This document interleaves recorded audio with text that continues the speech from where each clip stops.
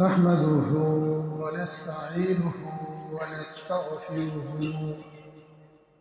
ونؤمن به ونتوكل عليه ونعوذ بالله من شرور أنفسنا ومن سيئات أعمالنا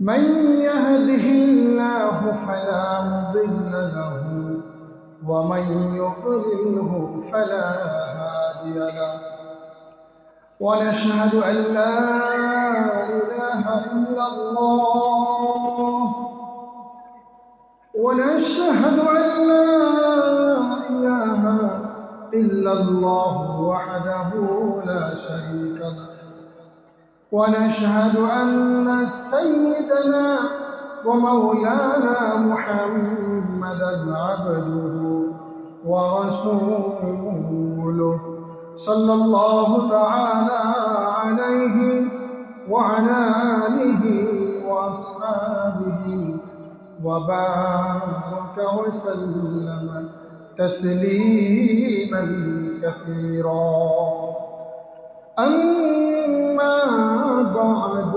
فأعوذ بالله من الشيطان الرجيم بسم الله الرحمن الرحيم إن الله وملائكته يصلون على النبي يا أيها الذين آمنوا صلوا عليه وسلموا تسليما اللهم صل على محمد وعلى آل محمد كما صليت على إبراهيم وعلى آل إبراهيم إنك حميد مجيد اللهم بارك على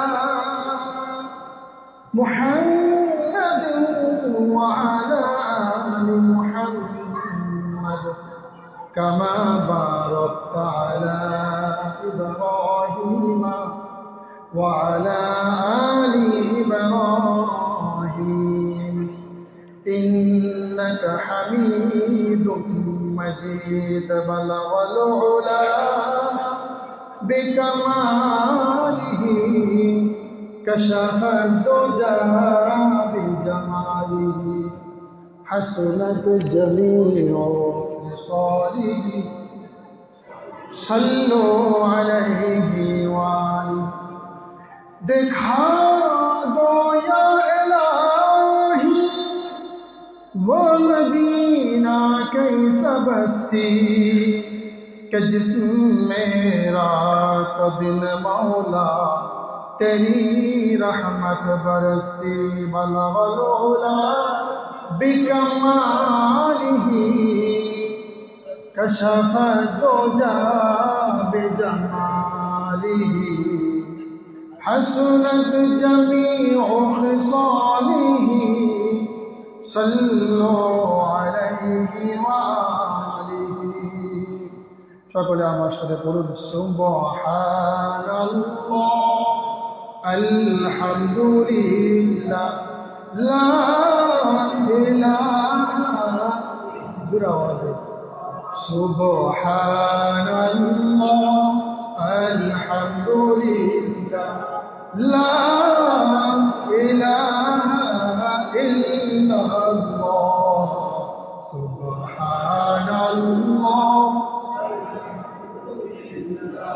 লা ইলাহা ইল্লাল্লাহ তুমি বাঁচাও তুমি মারো অবিরত ক্ষমা করো তুমি বাঁচাও তুমি মারো অবিরত ক্ষমা করো ধরার যে জন তাকে ধরো ধরার যে জন তাকে ধরো তোমার মুঠোয় সবই আল্লাহ সুবহান আলহামদুলিল্লাহ লা ইলাহা ইল্লাল্লাহ সবাই বলি আলহামদুলিল্লাহ ইল্লাল্লাহ সুবহানাল্লাহ আলহামদুলিল্লাহ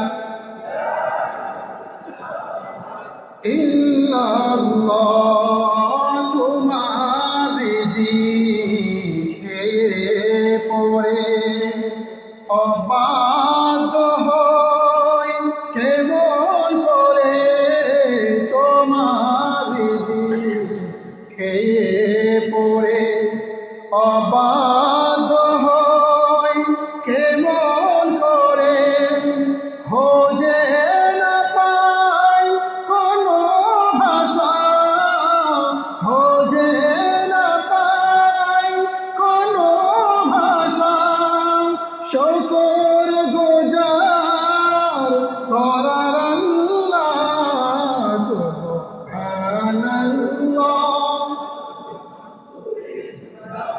লা ইলাহা ইল্লাল্লাহ সুবহান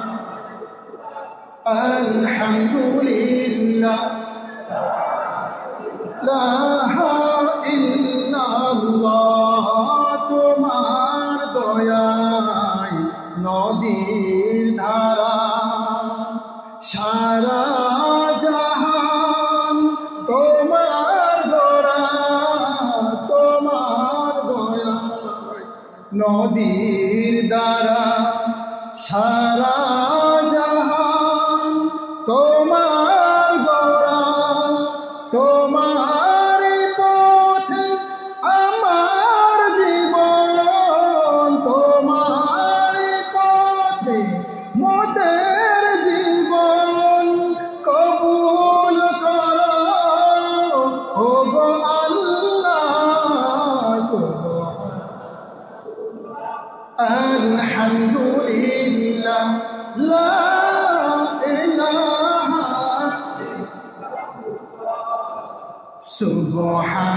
সুবহানাল্লাহ আলহামদুলিল্লাহ ইল্লাল্লাহ সুবহানাল্লাহ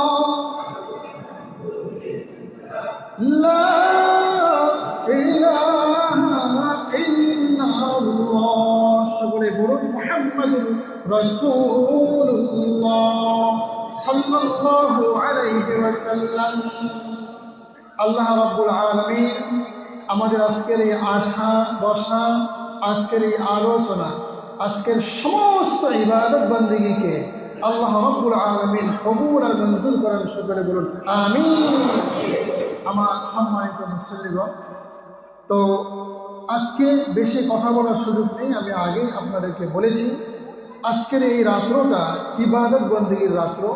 তো শুরুতেই আমি আপনাদেরকে নিয়ে একটু আপনাদের দিনটাকে তৈরি করে নিলাম। সারা রাত্র আপনি এভাবে জিকির করেন, কোনো অসুবিধা নেই। আপনি পড়ুন সুবহানাল্লাহ, আপনি পড়ুন আলহামদুলিল্লাহ, পড়েন লা ইলাহা ইল্লাল্লাহ। এটা হলো জিকিরের নিয়ম। আর যে আমরা জিকির করি না লা ইলাহা ইল্লাল্লাহ লা ইলাহা ইল্লাল্লাহ, লা ইলাহা ইল্লাল্লাহ এটা কোনো জিকির নয়। লা ইলাহা ইল্লাল্লাহ এটা কোনো কি নয়, জিকির নয়। জিকির হচ্ছে যেটা আপনারা এখন পড়লেন যে লা ইলাহা ইল্লাল্লাহ, এটা হলো জিকির। এটা আল্লাহ রাব্বুল আলামিন শুনেন। আর যে পড়লেন সুবহানাল্লাহ এটা জিকির, এই যে বললেন আলহামদুলিল্লাহ এটা জিকির। শ্রেষ্ঠ একটি হাদিসের কিতাব বুখারী শরীফ হিসেবে আমরা চিনি। এই কিতাবের মধ্যে একটি হাদিস প্রায় 17 বারের মতো উল্লেখ করা হয়েছে।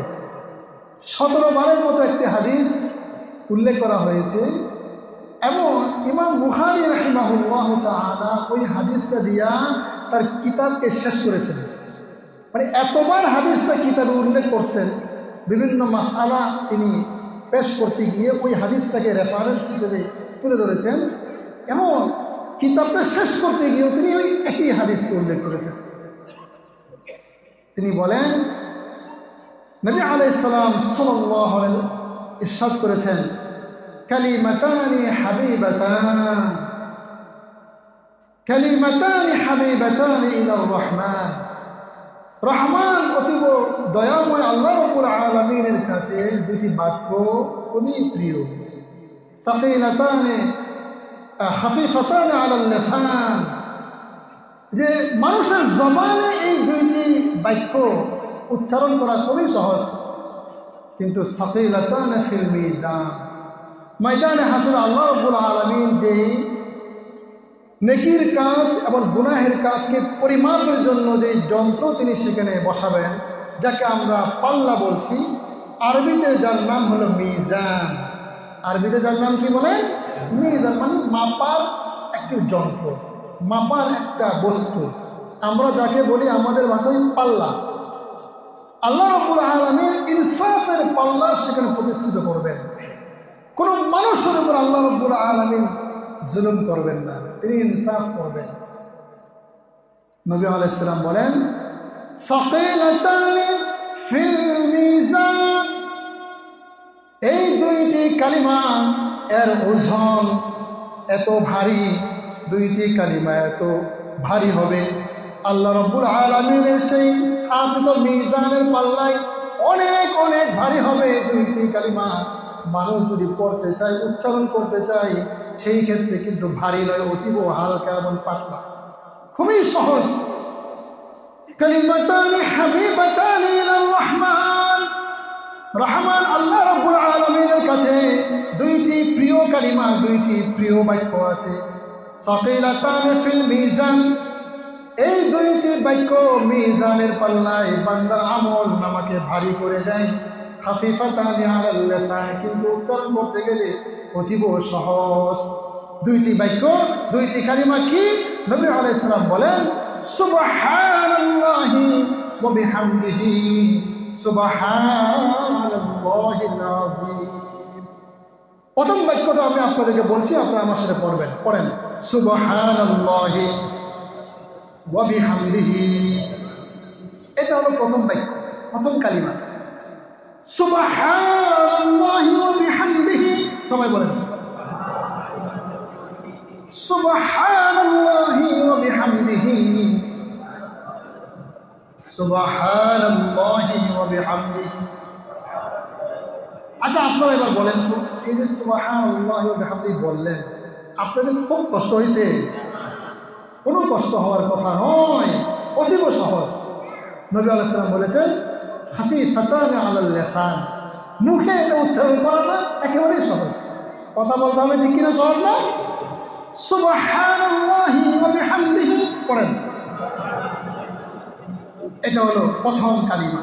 এবার দ্বিতীয় কালিমাতে আসেন, সুবহানাল্লাহিল আযীম, সুবহানাল্লাহিল আযীম। আপনারা আজকে যত ইবাদতবন্দি করবেন, ফাঁকে ফাঁকে এই দুইটা কালিমা বেশি বেশি করে পড়বেন। পড়বেন তো ইনশাআল্লাহ? আওয়াজে মনে হচ্ছে পড়বেন না, সবাই পড়বেন তো ইনশাআল্লাহ? আল্লাহ রাব্বুল আলামিন আপনাদেরকে তৌফিক দান করেন, আমিন। বলছিলাম, দুইটি কালিমা আল্লাহ রাব্বুল আলামিনের কাছে খুবই প্রিয়। আর পরকালে আমার আপনার আমল নামাকে যখন আল্লাহ রাব্বুল আলামিন মাপবেন, সেই আমল নামার যে মাপার যে পাল্লা, মিজান, সেখানে আমার আপনার আমল নামা অনেক অনেক ভারী হয়ে যাবে। এই জন্য আজকের রাত্রের জন্য এই আমলটা সীমাবদ্ধ আমি বলছি না। এই সুবহানাল্লাহি ওয়া বিহামদিহি সুবহানাল্লাহিল আযীম দুইটি কালিমা সারা বছরের জন্য, মৃত্যু পর্যন্ত সময়ের জন্য এই আমলটা। শুধু আপনারা যারা মসজিদে বসে শুনলেন পুরুষগণ, তাদের জন্য এই আমলটা সীমাবদ্ধ না, এটি আমাদের সম্মানিত নারী সমাজ যারা রয়েছেন তাদের জন্য একই আমল। উপরে মাইক যেহেতু আছে, আমাদের সম্মানিত নারী সমাজগুলো বাসা বাড়িতে শুনছেন, তো আপনাদেরকে লক্ষ্য করে আমি বলবো যে আপনারা বাসা বাড়িতে গিয়ে ওনাদেরকে এটা বলবেন যে এই আমলটা শুধুমাত্র পুরুষদের জন্য সীমাবদ্ধ নয়, এই আমলটা নারী পুরুষ নির্বিশেষে সবার জন্য আল্লাহ রাব্বুল আলামিনের এই আমল। সবাই বলবে সুবহানাল্লাহি ওয়া বিহামদিহি সুবহানাল্লাহিল আযীম। আল্লাহ তাআলা আমাদেরকে বুঝার এবং আমল করার তৌফিক দান করুন, আমিন। যে রাত্রটাকে আজকে আমরা কেন্দ্র করে এখানে সবাই মসজিদে নামাজ পড়ে বসে আছি, হাদিসের পরিভাষায় এই রাত্রের একটা নাম আছে, যারা আপনারা জানেন মাশাআল্লাহ। হাদিসের পরিভাষায় এই রাত্রটাকে বলা হয় লাইলাতুন নিসফি মিন শাবান। লাইলাতুন নিসফি মিন শাবান, এই পরিভাষাটা আমার আপনার রাসূলের পরিভাষা। সুবহানাল্লাহ বলেন। রাসূল সাল্লাল্লাহু আলাইহি ওয়াসাল্লাম এই রাত্রের জন্য এই নাম, এই শিরোনামটা তিনি বলেছেন, লাইলাতুন নিসফি মিন শাবান। এই জন্য চেষ্টা করতে হবে যে যতটুকু পারা যায় আমরাও যেন ওই পরিভাষাগুলো ব্যবহার করি, যেই পরিভাষা আমার রাসূল ব্যবহার করেছেন, সাহাবায়ে কেরামগণ ব্যবহার করেছেন। তাহলে আজকের রাত্রটার আরবি নাম হলো লাইলাতুন নিসফি মিন শাবান। বাংলা অর্থ কি জানেন? বাংলা অর্থ হবে শাবান মাসের মধ্যমা রাত। অর্থাৎ শাবান মাসটা 30 এবং 29 গেলে আপনি যদি 2 ভাগ করেন তো 15 তারিখটা মাঝে পড়বে। এই 15 তারিখের রাত্র, এটা সকাল হলে 15 তারিখের দিবস, রাত আর দিবস নিয়ে একটা ডে, আরবিতে রাতের হিসাব আগে। আমাদের সমাজে আমরা এটাকে শবে বরাত হিসেবে চিনি। মূলত শবে বরাত এটা আমরা বাংলায় আমাদের ভাষায় ব্যবহার করছি, কিন্তু শবে বরাত এই বাক্যটা এটি কিন্তু একটি ফার্সি বাক্য, যেটা আমাদের বাংলায় ব্যবহার হয়। আছি আমরা বাংলাতে অনেক কিছুই ব্যবহার করি, ইংরেজি শব্দ বাংলায় ব্যবহার করছি, আরবি শব্দ বাংলায় ব্যবহার করছি, অনেক আছে। আমরা চেয়ার বলছি, চেয়ার তো এটা বাংলা শব্দ নয়, ঠিক না? বা আরও এরকম অনেক শব্দ আছে। আমরা পানি বলছি, পানি এটা বাংলা শব্দ নয়, বাংলাতে জল বলবেন, বা আরও অন্য নাম আছে। তো শবে বরাত বাংলায় ব্যবহার হচ্ছে, তবে এটা হলো ফার্সি থেকে এসছে। এটি একটি শব্দ, বরাত আর একটি শব্দ, দুটো শব্দের সন্ধি করে শবে বরাত করা হয়েছে। সব মানে হচ্ছে রাত্র। বরাত শব্দের দুটো অর্থ অভিধানে খুঁজে আপনারা পাবেন, বা আরও কিছু কম বেশি অর্থ দেখানো হয়ে থাকে। প্রসিদ্ধ দুটি অর্থের একটা হলো বরাত মানে মুক্তি, আরেকটা হচ্ছে বরাত মানে সৌভাগ্য কিংবা ভাগ্য। তাহলে আমরা যদি এবার শবে বরাতের বাংলা অর্থ করতে যাই, তাহলে অর্থ হবে মুক্তির রাত, ভাগ্যের রাত, ঠিক কিনা? শবে বরাত সব মানে রাত্র, বরাত মানে মুক্তি আর ভাগ্য। তাহলে বরাত, শবে বরাত অর্থ দাঁড়াবে মুক্তির রজনী, শবে বরাত অর্থ দাঁড়াবে ভাগ্যের রজনী। তো এটার নামের সাথে কাজের একটা মিল আছে। কাজের মিলটা কি? আসলে এই রাত্রে আমার আপনার ভাগ্য লিপিবদ্ধ হয়। আমি আপনাদেরকে হাদিস শুনে আপনারা বুঝতে পারবেন। নবী আলাইহিস সালাম বলেছেন, ওয়াফিহা ফি হাযিহিল লাইলাতি ইউকতাবু কুল্লু মাউলুদিন ফি হাযিহিস সানা, ইউকতাবু কুল্লু মাউলুদি বনি আদম ফি হাযিহিস সানা। এই বৎসরে আজকের এই শবে বরাত থেকে আগামী শবে বরাত পর্যন্ত এই সময়টার মধ্যে যত বনি আদম দুনিয়ার বুকে আগমন করবে, সবার নাম লিস্ট তালিকা তৈরি করা হয়। অনুরূপভাবে নবী আলাইহিস সালাম বলেছেন, ওয়াফিহা কুল্লু হালিকিন ফি হাযিহিস সানা। আজকের এই রাত্রিতে যত মানুষ মারা যাবে, আজকে থেকে নিয়ে আগামী শবে বরাত পর্যন্ত কারা কারা দুনিয়া থেকে বিদায় নিবে, সবার তালিকা আল্লাহ রাব্বুল আলামিন করে ফেলে। ভাগ্যের রাত কিনা বলেন? ভাগ্যের রাত কিনা এটা? ভাগ্য। কি খাবেন, কি পড়বেন, কি উপার্জন করবেন, সব কিছু আল্লাহ রাব্বুল আলামিন এই রাত্রিতে লিপিবদ্ধ করে ফেলবেন। কারা কারা জন্মগ্রহণ করবে তাদের তালিকা হয়ে যাবে, কারা কারা দুনিয়া থেকে বিদায় নিবে তালিকা হয়ে যাবে। সে অনুযায়ী এই অর্থ বছরটা চলবে। এই জন্য সবে বরাত আমরা যে বলি না, নামের সাথে কাজের একটা কি আছে, মিল আছে। সবে বরাত শুধু এখানে শেষ না, যারা যারা দুনিয়াতে আসবে তাদের যেমন তালিকা আল্লাহ রাব্বুল আলামিন তৈরি করেন, যারা যারা দুনিয়া থেকে চলে যাবে তাদের যেমন তালিকা আল্লাহ তাআলা প্রণয়ন করেন, অনুরূপভাবে আল্লাহ রাসূল সাল্লাল্লাহু আলাইহি ওয়াসাল্লাম বলছেন ওয়াফিহা তুরফাউ আমালুহুম, আবার এই রাত্রিতে সমস্ত বনি আদমের আমল নামা আল্লাহ রাব্বুল আলামিনের দফতরে উঠানো হয়। সুবহানাল্লাহ বলে। কেন বলছি আমি শুরুতেই আপনাদেরকে যে বেশি কথা বলার সুযোগ নাই, আমলের রাত্র, ইবাদত বন্দেগীর রাত্র এটা। তো আজকের রাত্রে আমার আপনার যে আমল নামাটা আছে গোটা 8 বছরের, শুধু আজকের রাত্রের না, আপনি গত শবে বরাত থেকে নিয়ে আজকে পর্যন্ত যতগুলো আমল আপনি করবেন সমস্ত আমলের দফতরটা আল্লাহ রাব্বুল আলামিনের কাছে আজকে পেশ করা হবে। সুবহানাল্লাহ।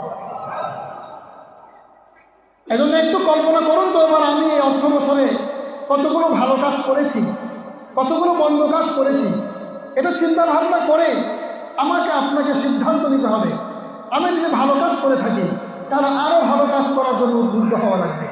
মন্দ কাজ করে থাকলে আমার আপনার করণীয়কে আমি বলবো একটু করে আপনাদের, সেটার জন্য আল্লাহ রাব্বুল আলামিনের কাছে মাপ চাইতে হবে। তো আজকে এই আমল ওঠানো হবে, এখানেই শেষ নয়। 4 নম্বরে নবী আলাইহিস সালাম বলছেন ওয়াফিহা তানজিলু আরযাকাহুম, আবার আজকের এই রাত্রিতে আল্লাহ রাব্বুল আলামিন সমস্ত মাখলুক, বনি আদম সহ সব কিছু, সমস্ত মাখলুক তারা কি কি রিজিক খাবে আল্লাহ রাব্বুল আলামিন তাদের সমস্ত রিজিকগুলোকে বন্টন করে দেয়।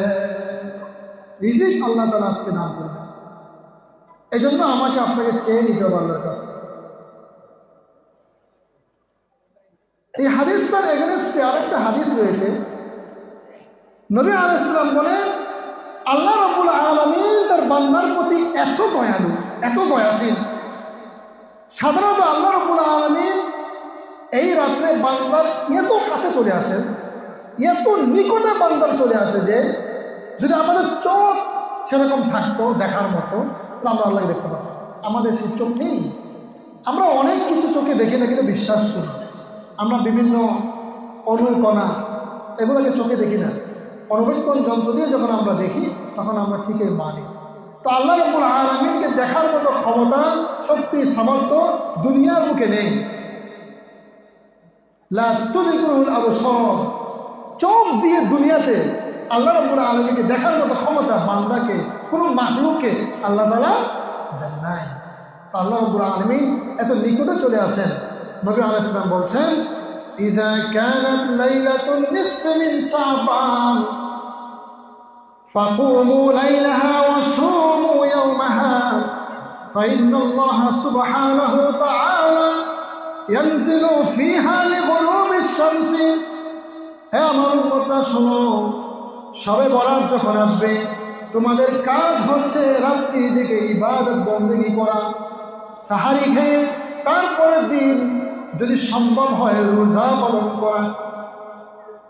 খুবই গুরুত্বপূর্ণ আমল, কিন্তু খেয়াল করবেন আপনারা যে তোমরা রাতে ইবাদত বন্দেগী করো, সাহারি খাও, তারপরের দিন তোমরা রোজা রাখো।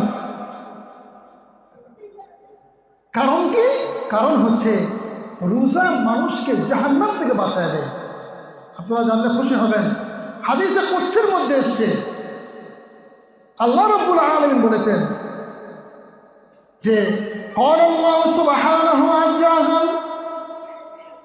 আস-সিয়ামু লি ওয়া আনা আজজি বি, রোজা এটি কেবলমাত্র আমি আল্লাহর জন্য রাখা হয়, মানুষকে দেখানোর জন্য কেউ রোজা রাখে না। আর আমি আল্লাহ এই রোজার প্রতিদান আমি নিজে প্রদান করবো। ধীরে ধীরে বলে সুবহানাল্লাহ। আচ্ছা আপনারা বলেন, রোজাদারকে আপনি রাস্তায় দেখে আপনি কি বলতে পারবেন উনি রোজা রাখছে আর কে রাখে না? এটা বলার কোনো কি নাই, সুযোগ নাই। এটা দেখানোর মতো না, এটা হলো যার যার অন্তরে। তাহলে একটা ইবাদত এমন আছে যেখানে রিয়া নাই, লৌকিকতা নাই, মানুষকে দেখিয়ে বাহবা নেওয়ার মতো কোনো কিছু নাই। সেটার নাম কি বলেন? রোজা। তো রোজার প্রতিদান আল্লাহ দিবেন, এর ব্যাখ্যায় মুহাদ্দিসিনে কেরাম লিখেছেন রোজার প্রতিদান হচ্ছে জান্নাত। জুড়ে বলেন সুবহানাল্লাহ। নবী আলাইহিস সালাম বলেন, তো তোমরা রোজা রাখবা, রাত্রভরে ইবাদত বন্দেগি করবা, কেন? ফাইন্নাল্লাহ তাআলা ইয়ানজিলু ফিহা লিগুরুবিশ শামসি ইলা সামাঈদ দুনিয়া। ফজরের আযান হওয়া পর্যন্ত আল্লাহ রাব্বুল আলামিন দুনিয়ার আসমানে নেমে আসেন এবং আল্লাহ রাব্বুল আলামিন বলতে থাকেন, ফায়াকুলু, আল্লাহ রাব্বুল আলামিন বলেন, আলা মিন মুস্তাগফিরিন ফাগফির লাহ। তোমাদের মাঝে কেউ কি এমন আছো গুনাহ করতে করতে গুনার সমুদ্রে ডুবন্ত, আমার কাছে মাপ চাও, তোমাদেরকে ক্ষমা করে দেব।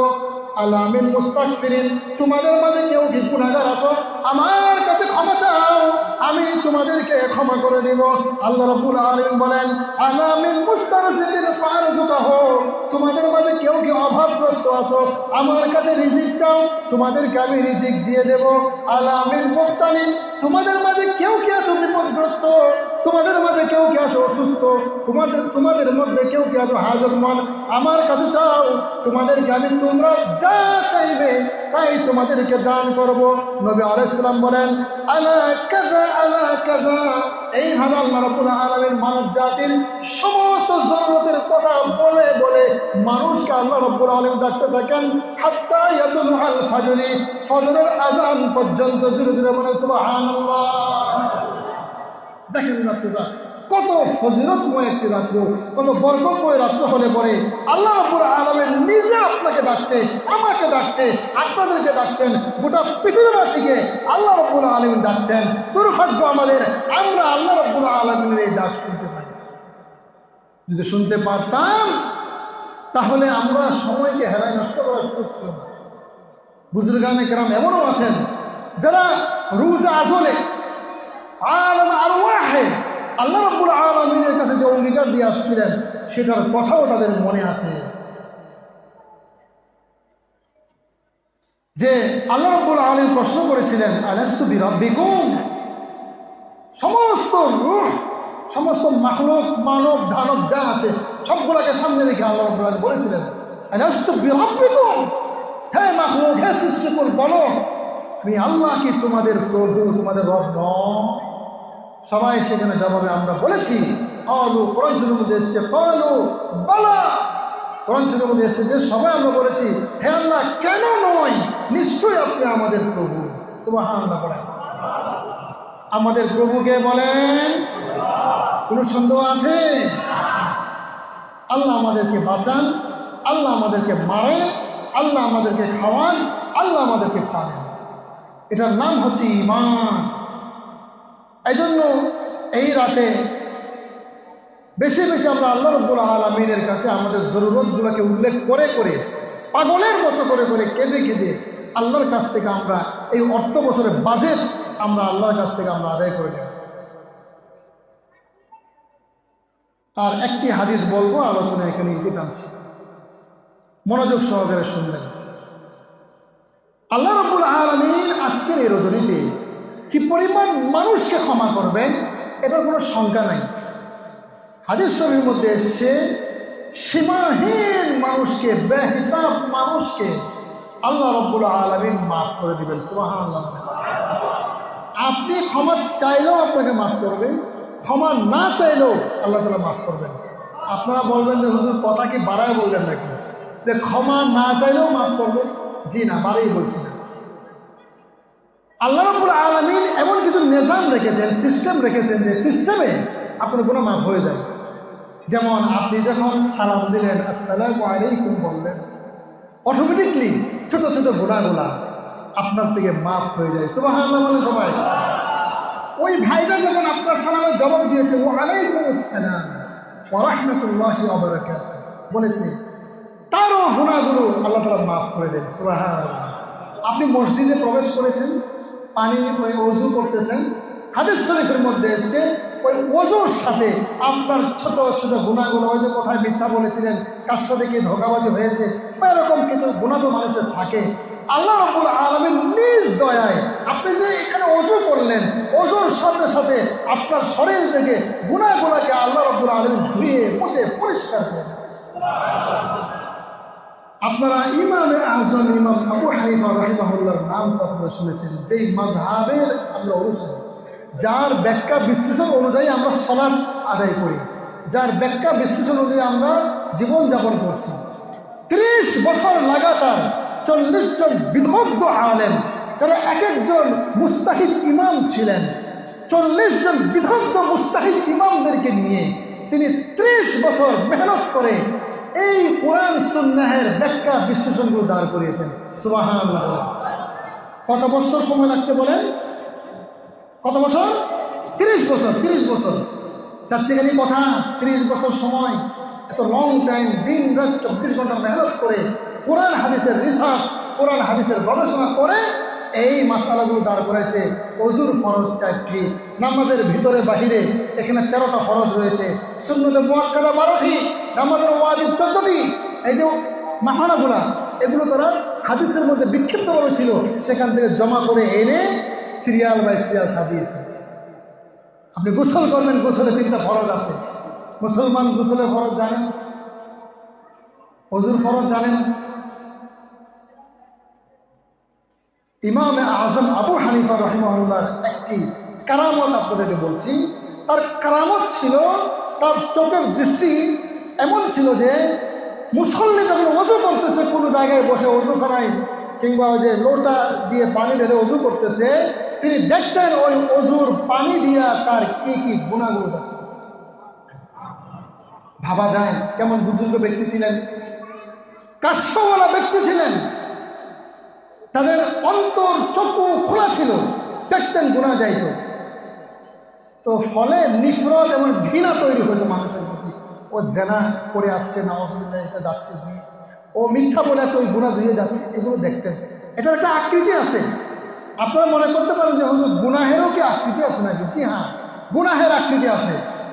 হাদিস শরীফের মধ্যে এসছে, যারা যে গুনাহ করেছে ওই গুনাহটা ময়দানে হাসরে তাদের চেহারার মধ্যে ফুটতে থাকবে, ফুটতে থাকবে। নাউজুবিল্লাহ বলেন। মিথ্যা কথার গুনাহ, সেটা তার দেহটাকে নিয়ে, মিথ্যা কথার গুনাহটা তার নিজস্ব দেহ নিয়ে চেহারার উপরে ভাসতে থাকবে। ব্যভিচার যারা করেছে, ব্যভিচারকারী পুরুষ, ব্যভিচারকারী নারী, তাদের সেই নগ্ন দেহটা ওইভাবে সেখানে উঠতে থাকবে। জুড়ে বলেন নাউজুবিল্লাহ। সুদ ঘুষের লেনদেন, মদ জুয়ার লেনদেন, খুন খারাপের গুনাহ, এই সবগুলো তাদের আকার আকৃতি নিয়ে মানুষের দেহের মধ্যে ছবি আকারে ভাসতে থাকবে। নাউজুবিল্লাহ। প্রত্যেকটা গুনাহের একটা দেহ আছে, বডি আছে, আমরা যা দেখি না, বুঝি না।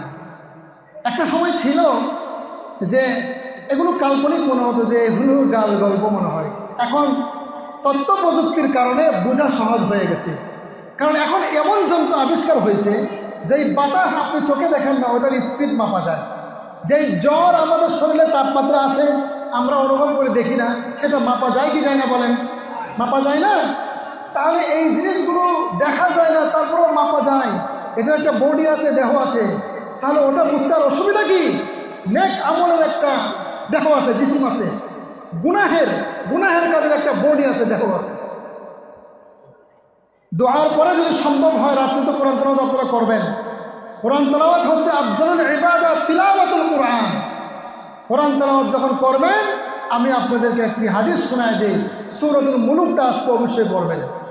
সূরার নাম কি বললাম বলেন? সূরাতুল মুলক। সূরাতুল মুলক তেলাওয়াত করবেন। নবী আলাইহিস সালাম বলেছেন, এই রাত্রে যদি কেউ সূরাতুল মুলক, কোনো একটি রাত্রিতে ইশারের নামাজের পরে সূরাতুল মুলক তেলাওয়াত করে সে যদি মারা যায়, সূরাতুল মুলক তার কবরের মধ্যে বাজ পাখির মতো গিয়ে দুটো ডানা তার বিছায়া দিবে। সুবহানাল্লাহ বলেন। গুনাহের কারণে যদি আযাবের ফেরেশতা আসেন, সূরাতুল মুলক সে বলবে এই ব্যক্তিকে আযাব দেওয়া যাবে না, যদিও বা তার গুনাহ আছে, কিন্তু সে হলো আমার বন্ধু। সূরাতুল মুলক সে পাঠ করত নিয়মিত, কাজেই তাকে কোনো শাস্তি দেওয়া যাবে না। কবরের মধ্যে গিয়ে সূরাতুল মুলক আপনাকে ঢেকে নেবে, আযাব হতে দেবে না। এজন্য সূরাতুল মুলক তেলাওয়াত করবেন, সম্ভব হলে প্রতিদিন তেলাওয়াত করবেন।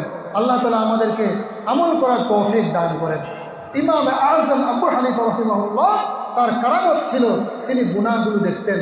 আমি যে বলছি আপনাদেরকে, আজকের রাত্রিতে আল্লাহ রাব্বুল আলামিন সীমাহীন মানুষকে মাফ করবেন, ক্ষমা চাইলেও মাফ করবে, ক্ষমা না চাইলেও মাফ করবে। জোরে বলুন সুবহানাল্লাহ। কোরআন থেকে নেন, এবারে ক্ষমা না চাইলেও যে মাফ করবে, কোরআন থেকে নেন। আল্লাহ রাব্বুল আলামিন বলেছেন, ইন্নাল হাসানাতি ইউযহিবুনাস সাইয়্যাত। আল্লাহ রাব্বুল আলামিন বলেন, বান্দারা শোনো, তোমাদের জন্য এত এত ফ্যাসিলিটি আমি রেখে দিয়েছি, এত এত নিয়ম নীতি রেখে দিয়েছি যে তোমরা যদি নেকির কাজ করো, তোমাদের নেকির কাজগুলা গুনাহের কাজকে মিটিয়ে দেয়। আপনার নেকির কাজ আপনার গুনাহকে মিটিয়ে দেয়। সুবহানাল্লাহ, কত দয়ালু আল্লাহ রাব্বুল আলামিন ভাবা যায়, কত রহমওয়ালা আল্লাহ সুবহানাহু ওয়া তাআলা। কিন্তু কথা হচ্ছে ভাই, কয়েক শ্রেণীর মানুষকে আল্লাহ তাআলা মাফ করবে না। খুব ভয়ানক কথা। ক্ষমা না চাইলেও যেখানে আল্লাহ রাব্বুল আলামিন মাফ করছেন। আমি আপনাদেরকে হাদিসের রেফারেন্স দিলাম, কোরআন শরীফের আয়াত শোনালাম। এই সব কিছুর আলোকে বোঝা যাচ্ছে ছোট ছোট গুনাহগুলা, এটার জন্য আপনার মাফ চাইতে হবে না, আল্লাহ মাফ করে দিবেন। আর যখন আপনি দুহাত তুলে চোখের পানি ছেড়ে দিয়ে কেঁদে ফেলবেন, তখন আল্লাহ রাব্বুল আলামিন আপনার বান্দার হক ব্যতীত সমস্ত গুনাহ আল্লাহ তাআলা মাফ করে দিবেন। কারণ ওই চোখের এক ফোঁটা জল দুজকের আগুনকে নিভিয়ে দেওয়ার জন্য যথেষ্ট। আর বান্দা যখন চোখের পানি ছেড়ে দিয়ে কেঁদে ফেলেন, আল্লাহ রাব্বুল আলামিনের রহমতের মধ্যে জোয়ার এসে যায়। রহমতের মধ্যে জোয়ার যখন চলে আসে, আল্লাহ তাআলা সীমাহীন বান্দাকে মাফ করেন। কোরআনের মধ্যে আছে, কুল ইয়া ইবাদিয়াল্লাযীনা আসরাফু আলা আনফুসিহিম, হে আমার বান্দারা যারা গুনাহ করতে করতে নিজেদের উপরে সীমাহীন জুলুম করেছ, লা তাকনাতু মির রাহমাতিল্লাহ, আমার রহমত থেকে নৈরাশ হও না। শর্ত প্রযোজ্য, এখানে সবগুলো অফারের মধ্যে শর্ত আছে। শর্ত হচ্ছে, আরেকজনের জায়গা জমি মেরে খেও না, আরেকজনের পয়সা মেরে খেও না, আরেকজনের হক নষ্ট করে খেও না। যদি সেগুলো করে থাকো, ওগুলো আদায় করে দাও। করে দেওয়ার পর আমি তোমাকে মাফ করে দেব। অনেকেই মনে করে এত এত ফজিলতের কথা হুজুর বলে, তাহলে আমরা একেবারে সোজা আমাদের বাড়ি আসল ঠিকানা জান্নাতে চলে গেলাম। না ভাই, আমি এত সহজ করে বলছি না আপনাদেরকে। শর্ত প্রযোজ্য, আমার প্রত্যেকটা কথার মধ্যে শর্ত প্রযোজ্য। সেই শর্তটা হচ্ছে বান্দার হক, মানুষের হক। কার ইজ্জত নষ্ট করেছি, কার সম্মান নষ্ট করেছি, কার হক মেরে দিয়েছি, টাকা মেরে দিয়েছি, জায়গা জমি মেরে দিয়েছি, বাড়ি মেরে দিয়েছি, এই ধরনের বান্দার যে হকগুলো আছে, এটা শর্ত প্রযোজ্য। ওই শর্ত যদি আপনি পুরা করেন, আপনি মাফ না চাইলেও আল্লাহ তাআলা আপনাকে মাফ করবেন। সুবহানাল্লাহ। সবাইকে আল্লাহ রাব্বুল আলামিন মাফ করবেন। দুই শ্রেণীর ব্যাপারে হাদিস শরীফের মধ্যে এসেছে, ইল্লা লিমুশরিকিন, মুশরিককে আল্লাহ তাআলা মাফ করবে না। দুই নম্বরে আও মুশাহিরিন, নবী আলাইহিস সালাম বলেছেন, হিংসুক, অকারণে যে মানুষকে হিংসা করে, কোনো রকমের শরীয়ত সম্মত কারণ ব্যতীত ব্যক্তিগত আক্রোশ থেকে অযথা হিংসা করে। হিংসুক আমাদের সমাজে আছে না নাই বলতে হবে। কোনো কারণ নেই, কিছু নাই, এমনি আপনার ভালো, সে তার ভালো লাগতেছে না। আপনি কোনো শরীয়ত বিরোধী কাজ করেন নাই, ইসলাম বিরোধী কাজ করেন নাই, কারো হক মারেন নাই, এমনি আপনাকে ভালো লাগতেছে আর ভালো লাগে না। এই ধরনের হিংসুক যারা আছে, হিংসুকদেরকে, মুশাহিন যারা রয়েছে, তাদেরকে আল্লাহ তাআলা মাফ করবে না। জোরে বলেন নাউযুবিল্লাহ। আর একটা শ্রেণী হলো মুশরিক। আমি মুশরিকের ব্যাপারে একটু করে আপনাদেরকে কোরআন থেকে দেখাই। কোরআনে সূরাতুন নিসা নামক একটি নাতিদীর্ঘ সূরা, এই সূরার মধ্যে আল্লাহ তাআলা স্পষ্টভাবে বলতেছেন, ইন্নাল্লাহা লা ইয়াগফিরু আইয়ুশরাকা বিহি ওয়া ইয়াগফিরু মা দুনা যালিকা লিমান ইয়াশা। নিশ্চয় আল্লাহ রাব্বুল আলামিন সমস্ত মানুষের সমস্ত গুনাহকে মাফ করে দিবেন, কিন্তু শিরিককারী ব্যক্তি যে কিনা শিরিক করেছে, যতক্ষণ পর্যন্ত তাওবা করে শিরিক থেকে ফিরে না আসবে, আল্লাহ রাব্বুল আলামিন ওই শিরিককারী ব্যক্তিকে মাফ করবে না। শিরিক গুনাহ আল্লাহ রাব্বুল আলামিন মাফ করবে না যতক্ষণ সে ফিরে না আসবে, তাওবা না করবে। আপনারা বলবেন শিরিকের ব্যাখ্যা, হুজুর শিরিকের ব্যাখ্যা কি? তো সহজত আমরা উলামায়ে কেরাম সবচেয়ে বেশি যে প্রসিদ্ধ উদাহরণটা দিয়ে থাকি, যে আল্লাহকে দেখানো বাদ দিয়ে মানুষকে দেখানোর জন্য কিছু করা, এটা হলো শিরিক। নামাজ কালাম করতেছে, মানুষ আমাকে ভালো বলো, তো ইবাদতের মধ্যে শিরিক করছি। এই উদাহরণটা আমরা বেশি দিয়ে থাকি। আমি আপনাদের কিছু নতুন উদাহরণ শোনাতে চাই। শিরিক কেবলমাত্র ইবাদতের মধ্যে নয়, শিরিক আপনার ঈমানের মধ্যে আছে, শিরিক আপনার কথার মধ্যে আছে, শিরিক আপনার মুআমালার মধ্যে রয়েছে, শিরিক আপনার মুবাশারার মধ্যে রয়েছে, লেনদেনের মধ্যে রয়েছে, সর্বক্ষেত্রে শিরিক রয়েছে। আপনি আল্লাহর গোলাম হিসেবে আল্লাহর ইবাদত বন্দী করবেন, আল্লাহর আইন মেনে চলবেন, এটাই হচ্ছে ইসলাম। এবার আমরা আল্লাহর আইনকে বৃত্তাঙ্গুলি দেখাই দিয়ে আমাদের রচিত মানব রচিত আইনকে আমরা মানলাম। বলেন এখানে শিরিক হলো কি হলো না? বুঝেন না কথা? আমার কথা, আল্লাহর দেওয়া বিধানকে বাদ দিয়ে আমরা বিধান বানিয়ে নিয়েছি নিজেরা, যে 18-21 বছর হওয়ার আগে বিয়ে দেওয়া যাবে না। বিধান বানাইছি কি বানাই নাই বলেন? আইন নাই দেশে, 18 বছর আগে মেয়েদেরকে বিয়ে দেওয়া যাবে না। আর আল্লাহর আইন হলো, একটা মেয়ে যখন 9 বছর থেকে তার বয়স শুরু হয়, তখন তার শারীরিক কাঠামো অনুযায়ী তার শারীরিক গঠন যদি এমন হয় যেটা কিনা স্বামীর ঘরে যাওয়ার মতো উপযুক্ত, তাহলে বিয়ে দেব। এবং 14-15 বছর হলে সে বালেগাই হয়ে গেল, প্রাপ্ত বয়স্কা হয়ে গেল।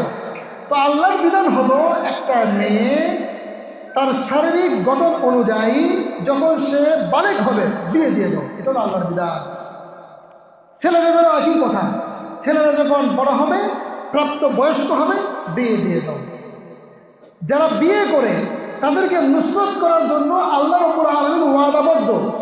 হাদিস শরীফের মধ্যে এসছে, কয়েক শ্রেণীর মানুষকে আল্লাহ তাআলা নুসরত করবেন, সাহায্য করবেন, এটা ওয়াদা।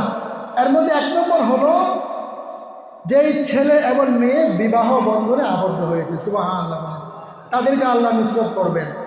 2 নম্বর হলো, ইসলামকে প্রতিষ্ঠা করার জন্য যারা কাফের, মুশরিক, খোদাদ্রোহী, আল্লাহর দুশমনদের সাথে লড়াই করছে। যেমন ফিলিস্তিনের দিকে তাকান, আফগানের দিকে তাকায় দেখুন, তারা কত বছর নাস্তিক, বেঈমান, কাফের, মুশরিকদের সাথে লড়াই করেছে। ওদের হিস্টোরি আপনারা নেন। ইসলামের জন্য লড়াই। নবী আলাইহিস সালামের যুগে উহুদ যুদ্ধ হয়েছে, বদর যুদ্ধ হয়েছে, খন্দক, হুনাইন যুদ্ধ হয়েছে। ইসলামের জন্য যারা লড়াই করে, এভাবে আল্লাহ রাব্বুল আলামিন তাদেরকে সাহায্য করবেন। 3 নম্বরে হলো, ওই ব্যক্তি ঋণগ্রস্ত, ঋণ হয়ে গেছে, সে কাজ কাম করে আর নিয়ত করে, আল্লাহ আমি যে ঋণগ্রস্ত হয়ে গেছি, আমাকে ঋণ আদায় করার আগে ডাক দিও না। ঋণ পরিশোধ করে যখন আমি শেষ করব, তখন আমাকে তোমার দরবারে ডাক দিও, আমাকে ঋণ আদায়ের তৌফিক দাও।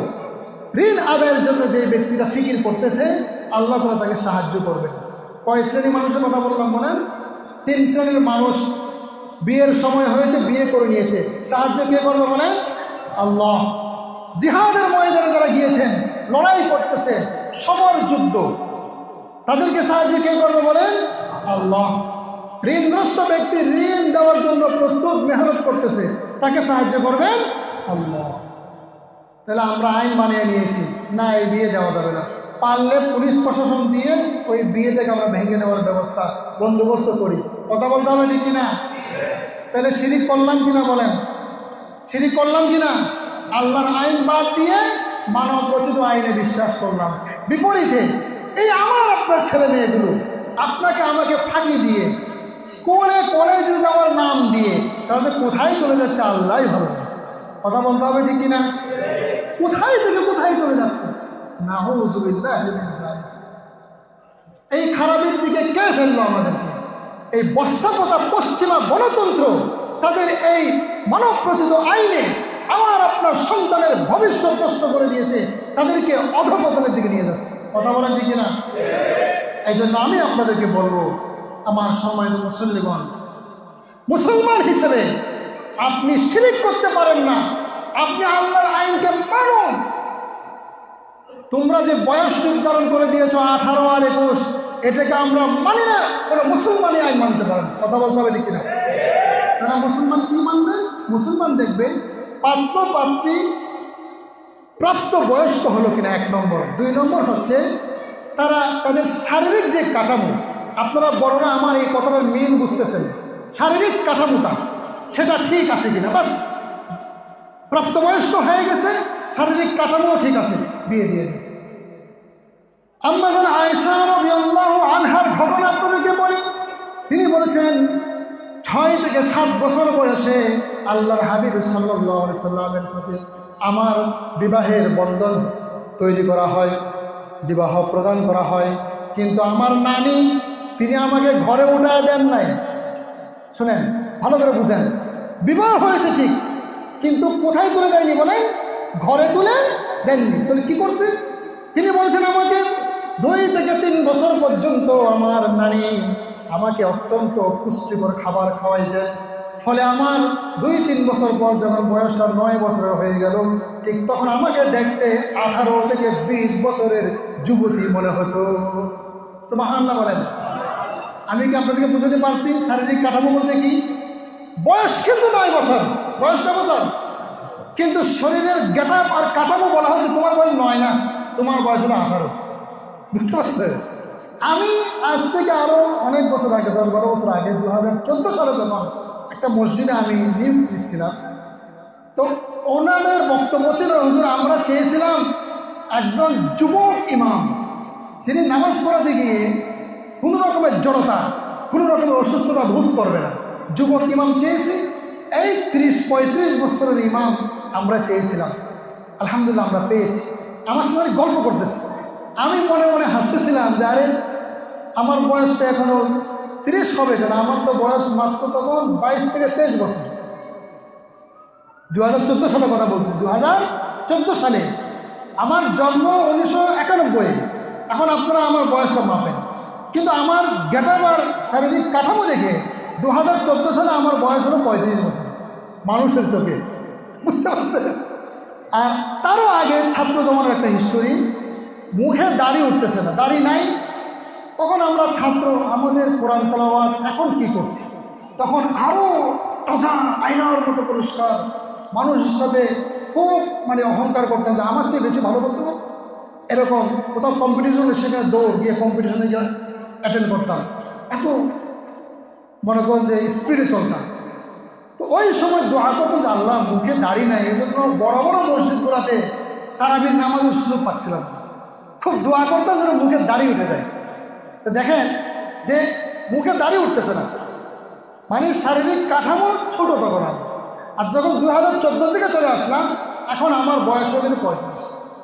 তা আমি আপনাদেরকে বিবাহ সংক্রান্ত এই নীতিমালা আল্লাহর বিধান শুনে থেকে বলছিলাম, বালেগ হওয়া 1 নম্বর শর্ত, 2 নম্বর শর্ত হচ্ছে তাকে যখন আপনি উঠাই দিবেন তার জন্য শর্ত হলো শারীরিক কাঠামো ঠিক আছে কিনা। ব্যাস এই 2টা শর্ত পাওয়া গেলে বিবাহের মধ্যে কোনো বাধা বিধিনিষেধ নেই। আমি একটা উদাহরণ দেখালাম আর কি, এইভাবে আপনি সমস্ত উদাহরণকে নিয়ে নেন না। ব্যবসা বাণিজ্যের ক্ষেত্রে আল্লাহর বিধান কি, আল্লাহর হুকুম কি, সেখানে ফিট করেন। ব্যবসা বাণিজ্যের ক্ষেত্রে মেল কারখানা যারা চালান, মালিক শ্রমিকের মধ্যে আল্লাহর বিধান কি, সেখানে মিলান। এইভাবে আপনি সমস্ত ইবাদত বন্দিগির মধ্যে আপনি এটাকে মিলান, আল্লাহর হুকুম মিলান। কোরআন শরীফের মধ্যে এসছে ইন্নাল্লাহা ইয়া'মুরু বিল আদলি ওয়াল ইহসান, আল্লাহ তাআলা তোমাদেরকে আদেশ করছে যে তোমরা আদল এবং ইহসান করো, অর্থাৎ ইনসাফ করো। তোমরা ইনসাফ হচ্ছে আপনি যে কোনো মানুষকে সাপোর্ট দেন, আপনি সত্য মিথ্যা যাচাই না করে কাউকে সাপোর্ট দিবেন না। কারণ হচ্ছে হাদিস শরীফের মধ্যে এসেছে আল মারউ মা'a মান আহাব্বা, আপনি যাকে ভালোবাসছেন, যার পক্ষে সাফাই গাইলেন, আপনার হাসরটা তার সাথে হবে। সুতরাং খুব সাবধান, আপনি যে কোনো মানুষকে আপনি ভালো মন্দ বলে সাপোর্ট করতে যখন যাবেন, অবশ্যই তার ঈমান, তার আমল, তার কাজকর্মগুলো দেখে তাকে ভালো বলুন কিংবা তাকে মন্দ বলুন। জেনে শুনে আপনি যদি কোনো মন্দ লোকের সাথী হন, একটা উদাহরণ হাদিস শরীফ থেকে আপনাদেরকে দেই। নবী আলাইহিস সালাম বলেছেন, সৎ লোকের সাথী হওয়ার উদাহরণ হলো ওই আতর বিক্রেতার ন্যায়। যেই আতর বিক্রেতার কাছে আপনি গেলেন, আতর কিনেন কিংবা না কিনেন, আতর বিক্রেতার কাছে যাওয়ার কারণে আপনার মস্তিষ্কের মধ্যে এক ধরনের ভালো লাগা কাজ করবে। কথা বলেন ঠিক কিনা? যদি নাও কিনেন, আতরের ঘ্রাণ কিন্তু আপনি পাবেন, আপনার মধ্যে সেটার প্রভাব বিস্তার লাভ করবে। সৎ ব্যক্তির সাথে আপনি যদি চলেন, সৎ কাজ আপনি করেন বা না করেন, সৎ ব্যক্তি তার সাথে থাকার কারণে, তাকে সাপোর্ট করার কারণে আপনার মধ্যেও সততা চলে আসবে। মন্দ লোক যারা রয়েছে, যারা মানুষের হক মেরে দেয়, দেশের টাকা বিদেশে পাচার করে, এই ধরনের মন্দ লোক, মানুষের বুকে অস্ত্র ঢেকিয়ে চাঁদাবাজি করে, এই ধরনের মন্দ লোক তাদের সাথে যদি চলেন, তাহলে তার উদাহরণ কিসের মতো? রাসূল বলেছেন, ওই কামার, যেই কামার সে লোহা পোড়ার জন্য হাঁপার উঠাচ্ছে আর নামাচ্ছে, লোহা সেখানে পড়তেছে, আছে না আগুনের বাতি, আগুনের বাতিতে লোহা পুড়ে, ওই কামারের পাশে যদি আপনি যান, লোহা পোড়ার দুর্গন্ধটা আপনার মস্তিষ্কের মধ্যে খারাপ লাগবে। খারাপ লাগবে কিনা বলেন? লোহা পোড়ার দুর্গন্ধ কি ভালো গন্ধ বলেন? মারাত্মক খারাপ লাগে। শুধু এখানে শেষ নয়, লোহা পোড়ার অগ্নিস্ফুলিঙ্গ উড়ে এসে আপনার জামা কাপড়ও কি জ্বালায় দিতে পারে। যদিও বা আপনি কামার নয়, আপনি লোহা পুড়ছেন না, কিন্তু ওর কাছে যাওয়ার কারণে আপনি আহত হওয়ার সম্ভাবনা আছে। ঠিক তেমনিভাবে মন্দ লোকের সাথে যদি চলেন, আপনিও মন্দ হয়ে যাওয়ার, খারাপ হয়ে যাওয়ার সম্ভাবনা রয়েছে। এই জন্য সবসময় সদা সৎ পথে চলার চেষ্টা করব এবং ভালো কাজ করার চেষ্টা করব। কর্মদিন ইনশাআল্লাহ আমরা, আল্লাহ তাআলা আপনাদের সকলকে তৌফিক দান করুন। তো যেই কথাটা বলছিলাম, যে হাদিসটা বলে আমার কথা ইতি টানতে চাচ্ছিলাম, সবাইকে আল্লাহ তাআলা মাফ করে দিবেন, কিন্তু এই দুই শ্রেণীর মানুষ, শিরক গুনাহ যারা করে তাদেরকে আল্লাহ মাফ করবে না। যারা মানুষকে হিংসা করে অযথা, শরীয়তের দৃষ্টিকোণ থেকে নয়। যেমন আমি একটু উদাহরণ দিয়ে বলি আপনাদেরকে, এক বেচারা সে মদ গাঁজা নেশা নিয়ে চলে, শরীয়ত বিরোধী কাজ করছে, আমি তাকে হিংসা করতেছি। এখন আপনি বলবেন যে হুজুর হিংসা করেন কেন? এই হিংসা তো করাই লাগবে, কারণ সে হচ্ছে মন্দ লোক, তাকে মন থেকে আমি ঘৃণা করতে হবে। হ্যাঁ, তাকে হেদায়েতে আনার জন্য ফিকিরও করা লাগবে, মন থেকে তার জন্য আমি দোয়া করব তাকে ফিরে আনার জন্য, কিন্তু তাকে লাইক করা যাবে না। বুঝতে পারছেন কথাটা? তো এরকম শরীয়ত সম্মত কারণে আপনি কাহার উপর হিংসা করতে পারেন, কোনো অসুবিধা নেই। আর একটা হিংসা জায়েজ আছে, এক ব্যক্তি খুব সুন্দর তেলাওয়াত করে, কোরআন শরীফ খুব ভালো পড়ে, তা আপনি হিংসা করতেছেন, এত ভালো পড়ে, আমি একটু ভালো পড়তে পারতাম, এত ভালো পড়ে গেল সে, এই যে তার প্রতি একটু হিংসা করবে, এই হিংসা জায়েজ, এটা সওয়াবের কাজ, এটা জায়েজ। তাহলে হিংসাও আমার এখানে শ্রেণীবিন্যাস আছে। হিংসুক সব হিংসুক নয়, যারা শরীয়ত সম্মত কারণ ছাড়া এমনি এমনি অনর্থক হিংসা করতেছে আপনাকে, ওই হিংসুকদের মাফ করবেন। দুই শ্রেণী গেল। এই দুই শ্রেণীর মধ্যে যদি আমি পড়ি, তাহলে আজকের রাত্রে আমাকে তওবা করে এই দুই শ্রেণী থেকে বেরিয়ে আসতে হবে। কথাটা বুঝাতে পারলাম কিনা আপনাদের? আরও দুইটা শ্রেণীর কথা হাদিসের মধ্যে এসছে। এর মধ্যে এক নম্বর হচ্ছে যারা আত্মীয়তার সম্পর্ক ছিন্ন করেছে। কথা বলেন, আত্মীয়তার সম্পর্ক ছিন্ন করছে এমন মানুষ আমাদের সমাজে আসে নাই? ভাই ভাইয়ের পরিচয় দেয় না, দেখলে সালাম দেয় না। আরে ভাই কি সন্তান তার বাবাকে দেখভাল করে না, বাবা মাকে সন্তান খোঁজ খবর নেয় না, বাবা একদিকে যাচ্ছে সন্তান আরেকদিকে সালামই দেয় না। এগুলো আসে নাই বলেন? আমি দুটো পায়ে হাত রেখে আপনাদেরকে বলতে চাই, কোনো অবস্থাতেই আত্মীয়তার সম্পর্ক নষ্ট করবেন না। আমার ভাই আমাকে আমার সাথে সম্পর্ক বজায় রাখে না, আমি গায়ে পড়ে তার কাছে গিয়ে খেতে যাব না, সালাম কালামের জন্য যাব, জোর করে মুসাফা করে চলে আসবো, অসুবিধা কি? যাবো আমি। আমার বাবা আমাকে ঘরে জায়গা দিচ্ছে না, উঠতে দিতেছে না, বিয়ে করছো তুমি তোমার মতো চলো, আমাকে পৃথক করে দিয়েছে, দিক না, তারপরে জোর করে বাবার কাছে গিয়ে সালাম দিল, কথা বলবো না, না বলো, সালাম দিয়ে চলে আসবো, সম্পর্ক নষ্ট হবে না। এইভাবে আত্মীয়তার সম্পর্ক যারা ছিন্ন করে, ওদেরকে আল্লাহ তাআলা মাফ করবে না। এই জন্য আজকের রাত্রে আমাকে আপনাকে সিদ্ধান্ত নিতে হবে, কার সাথে আমি আত্মীয়তার সম্পর্ক ছিন্ন করেছি। বোনে ওয়ারিসে নিয়েছে, এই জন্য বোনের সাথে কথাই নাই, আসলে নাই বলেন? সমাজে বোনেরা যখন ওয়ারিস নেয় ভাইদের কাছ থেকে, ওই বোনকে আর বোন বলে মানেই না। নাউযুবিল্লাহি মিন যালিক। অথচ আমাদের উচিত বোনরা বাবার সম্পত্তিতে কি কতটুকু কত আনা পাবে, কত কাটা জায়গা জমি পাবে, হিসাব করে তাদেরকে সেগুলো দিয়ে দেওয়া। আফসোস, এই হিসাবের কথা বললে আমরা ভাইয়েরা রাগ করি। বাস্তবতা আছে না বলেন? বোনদেরকে ঠগাই, বলে যে তোকে বিয়ে দিছি না, বিয়ে দেওয়ার সময় লাখ টাকা খরচ হয়েছে, যা এখান থেকে যা, কি নিতে আসছো এখানে? আমি আপনাদেরকে বিনয়ের সাথে বলবো, এই কাজ করবেন না। এটি মারাত্মক গুনাহ, হাক্কুল ইবাদ। হাসরের মাঠে আমি আটকে যাব, আমি জান্নাতে যেতে পারবো না, পাহাড় সমান সওয়াব হবে। ওগুলো তখন দিয়ে নিঃস্ব হয়ে যাব, তারপরও আমার পাওনাদার রয়ে গেছে। নবী আলাইহিস সালাম বলেছেন, আমার সাহাবারা শোনো, দুনিয়ার বুকে তোমরা যাদেরকে ফকির মিসকিন বলো, প্রকৃতপক্ষে তারা ফকির মিসকিন নয়। প্রকৃতপক্ষে ফকির মিসকিন কারা তোমরা কি জানো? এই প্রশ্ন নবী আলাইহিস সালাম যখন সাহাবা ইকরামদের সামনে রাখলেন, সাহাবা ইকরাম বলছেন, ইয়া রাসূলুল্লাহ, আল্লাহু ওয়া রাসূলুহু আলাম। আপনি এমন আল্লাহ ভালো জানেন, বলে দেন সে ফকিরকে। নবী আলাইহিস সালাম বলছেন, প্রকৃতপক্ষে ফকির হলো সেই ব্যক্তি যে দুনিয়ার বুকে সীমাহীন নেকির কাজ করে নেকির পাহাড় নিয়ে ময়দানে আছড়ে উঠেছে, কিন্তু সে এমন এক ব্যক্তিকে প্রহার করেছে অন্যায়ভাবে, আরেক ব্যক্তির জায়গা আত্মসাৎ করেছে, আরেক ব্যক্তির টাকা মেরে দিয়েছে, আরেক ব্যক্তিকে অপমান করেছে, অপদস্থ করেছে, মুসলমানের ইজ্জতকে হনন করেছে, মিথ্যা অপবাদ দিয়েছে, গালি দিয়েছে, চর থাপ্পড় দিয়েছে, খুন খারাপি করেছে, শ্রমিকদের বেতন দেয় নাই, মানুষকে ঠকিয়েছে। এই ধরনের গুনাহের যে লিস্টগুলো আছে আর কি, সেই সবগুলো লিস্টের মধ্যে সে ধরা। আল্লাহ রাব্বুল আলামিন ওই রকম নেকির পাহাড় নিয়ে এসে অপরাধ উঠেছে, তার পাওনাদাররা সামনে এসে বলবে, রব্বুল আলামিন এই ব্যক্তির কাছে আমার হক আছে। আল্লাহ রাব্বুল আলামিন বলবেন, এখানে তো আর টাকা পয়সা দৌলত নাই, কি দিয়া পুষাইবা? আল্লাহ রাব্বুল আলামিন ওই ব্যক্তির নেকিগুলাকে কেটে কেটে পাওনাদারকে দিয়ে দিবেন। জোরে বলেন নাউজুবিল্লাহ। দিয়ে দিবেন। হতে হতে এমন হবে পাওনাদার এখনো বাকি আছে, কিন্তু এই ব্যক্তির নেকির পাহাড় শেষ হয়ে গেছে। এবার আল্লাহ রাব্বুল আলামিন বলবেন, ঠিক আছে, তোমরা যে পাপ করেছো, যে পরিমাণ নেকি তার কাছ থেকে পাইবে, ওই পরিমাণ যে পরিমাণ হক তোমাদের রয়েছে সম পরিমাণ গুনাহ একে দিয়ে দাও। নাউযুবিল্লাহ, নাউযুবিল্লাহ। আল্লাহ আমাদের সকলকে হেফাজত করুন, জোরে বলুন আমিন। যে সকল ভাইয়েরা বোনদের হক দেয় না, আপনারা এই হাদিসটা ভালো করে শুনুন, ভালো করে শুনে নেন। ওই বোনেরা সেখানে গিয়ে আমার আপনার বিরুদ্ধে দাঁড়াবে। বাবারা সন্তানকে বঞ্চিত করে এমন বাবাও আছে, কিছু দিব না, তো এরা ধরা পড়বে।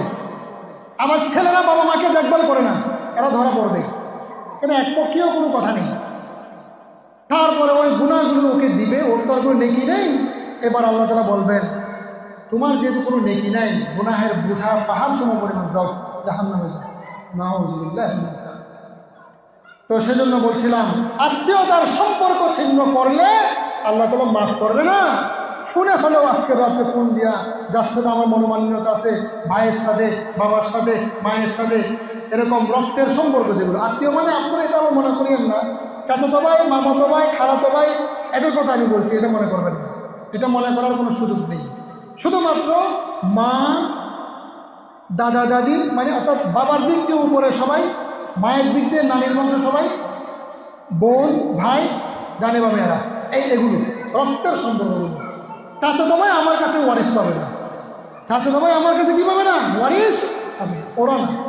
আমি আত্মীয় বলতে পরিবারকে বোঝাচ্ছি, বাবা মা, ভাই বোন, দাদা দাদি, নানা নানি,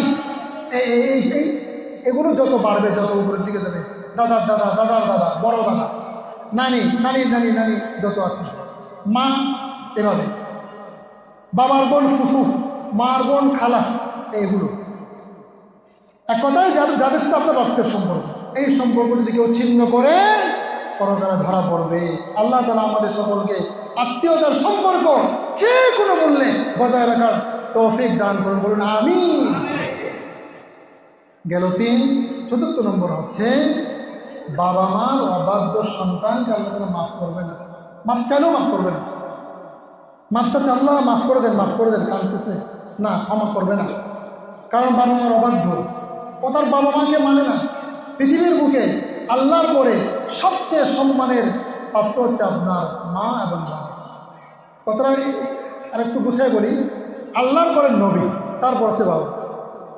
আল্লাহর পরে সবচেয়ে সম্মানের পাত্র নবী আলাইহিস সালাম, আর এরপরে হচ্ছে কি বাবা এবং মা। এই জন্য তাদের সাথে সৎ ব্যবহার, তাদের সাথে ভালো কথা। ওরা গালি দেয়, গালি দিলে চুপ থাকার চেষ্টা করা, আর যদি মুখ খুলেছেন কিছু বলে ফেলেছেন, পরে আরেক সময় একটু কাকুতি মিনতি করে মাপ চেয়ে ওনাদেরকে হাসায় দেওয়া। বাবা মা এমন এক জিনিস, আপনারা এটা মনে করবেন না যে হুজুর আপনি কি আপনার বাবা মার সাথে রাগ গুসা করেন না, করি তো, আমরাও তো মানুষ, রাগারাগি হয়, কথা কাটাকাটি হয়, মতে মিলে না। তো কি হয়েছে, এখন মতে মিলেনি, রাগ করছি, পরে আবার মিশে গেছি। আমি আপনাদেরকে সেটাই বলছি, রাগারাগি মন খারাপ যদি হয়, মন কালাকালি হয়েও থাকে, আপনারা সেটা মিলে যাবেন, ফোন দিয়ে মাপ চাইবেন, কান্না করবেন, কোনো অসুবিধা। আমাদের এক উস্তাদ বসুন্ধরা মাদ্রাসায় এখন আছেন, শাইখুল হাদিস মুফতি হারুন আল বুহারি, তিনি আমাদের দরজে একটা কথা বলছেন। ভাই, নতুন বিয়ে শাদী করছি, মা সাধারণত ওয়াইফের জন্য কিছু নিলে বলতো এত আনো কেন, এত আনতে পাই। তো আদিকালের মুরব্বিগণ একটু খিটখিটে মেজাজে থাকতেই পারে, সন্তানের মহব্বতে এত খরচ করে কেন। কিন্তু সন্তান তো নতুন বিয়ে করে সাধারণত তার বিবির প্রতি টান সবারই থাকবে, বিবির জন্য মহব্বত করে কিনছে, মার কথা হলে এত কিনতে হয় না, আর কম কিনতে পারো না, এগুলো বলে। তো এখন যাওয়ার পরে বিবির নামে মা ছেলে আসবে, অনেকগুলো নালিশ ঠিক করে রাখে যে আসুক, মায়ের খাওয়াবো ভালোভাবে। তো বিবির নামে কিন্তু মা অনেকগুলো রিপোর্ট হুজুরের কাছে দিছে, তোমার বিবি এই, তোমার বিবি এই করে, তোমার বিবি কথা শুনে না, এটা শুনে না, ওটা শুনে না, অনেকগুলো বিচার দেওয়ার পরে বলছে এটা বিচার করতে হবে। তো এবার হুজুর বলতেন আমাদেরকে, মায়ের সামনে চোখ টোক লাল করে ধমক সমক দিয়ে এমন ভাব নিয়ে এবার হুজরাখানায় ঢুকছি যে মা মনে করতেছে না জানি কি না মাইকটা যে দিবে এখন গিয়া। আগে থেকেই তার সাথে কথা বলা আছে, তোমার পিঠে আমার এক হাত থাকবে, ওই হাতের উপর আরেক হাত দিয়া জোরে জোরে তোমাকে কিন্তু আঘাত করা হবে, তোমার পিঠে কিন্তু আঘাত লাগবে না। মা আস্তে আস্তে এই আওয়াজগুলো জোরে জোরে শোনানো হবে, মা বুঝবে না জানি বৌমাকে আজকে কি মাইকটাই দিচ্ছে। বুঝতে পারছেন কথাটা? হুজুর বলেন বহুবার এরকম করছি, পিঠে হাত রেখে এমন জোরে জোরে থাপ্পড় দিছি। তো হুজুরের ওয়াইফ একটু কান্নার মতো ভান করছে, মা তো শাশুড়ি তো তোর পরে এসে, হ্যাঁ তোমাকে এইভাবে মারতে বলছি, তোমার বিচার দিচ্ছি তো কি হয়েছে, এইভাবে মারে কেউ, এইভাবে মানুষকে মানুষ মারে, তোমার এমনি মারতে বলছিলাম নি, কেন মারছো? না তোমাকে সব কথা বলেও পারি না, না বলেও পারি না, এভাবে মারা ঠিক হয় নাই। এখন আবার মা ঠিকই বউয়ের পক্ষ নিয়ে ফেলছে। দেখেন, তো হুজুর আমাদেরকে বলতেন মা তো বাবা তো ওনাদের অনেক রকমের দাবি দাওয়া থাকে, অনেক কথায় থাকে, আপত্তি থাকে, রাগ করবে, তুমিও রাগ করছো, কথা কাটাকাটি করছো, দেখি খুব দ্রুত আবার সেটা মিশে যাও, বাবা মাকে কষ্ট দেওয়া যাবে না। সূরা বনী ইসরাঈলের মধ্যে আল্লাহ তাআলা বলেছেন যে আল্লাহর ইবাদত বন্দেগী করবা আর ওয়াবিল ওয়ালিদাইনি ইহসানা, বাবা মার সাথে ভালো আচরণ করবা। হাদিস শরীফের মধ্যে নবী আলাইহিস সালাম বলছেন হুমা জান্নাতুকা ওয়া নারুকা, তারা দুজন হচ্ছে তোমার জান্নাত, তারা দুজন হচ্ছে তোমাদের জাহান্নাম। আরো স্পষ্ট করে বলি, নবী আলাইহিস সালাম বলেছেন রিদার রাব্বি ফি রিদাল ওয়ালিদাইন ওয়া সাহাতুর রাব্বি ফি সাহাতিল ওয়ালিদাইন, আমার আল্লাহর সন্তুষ্টি তোমার বাবা মার সন্তুষ্টির মধ্যে নিহিত, আর আমার আল্লাহর অসন্তুষ্টি নারাজগি তোমার বাবা মার অসন্তুষ্টির মধ্যে নিহিত। কত বড় কথা!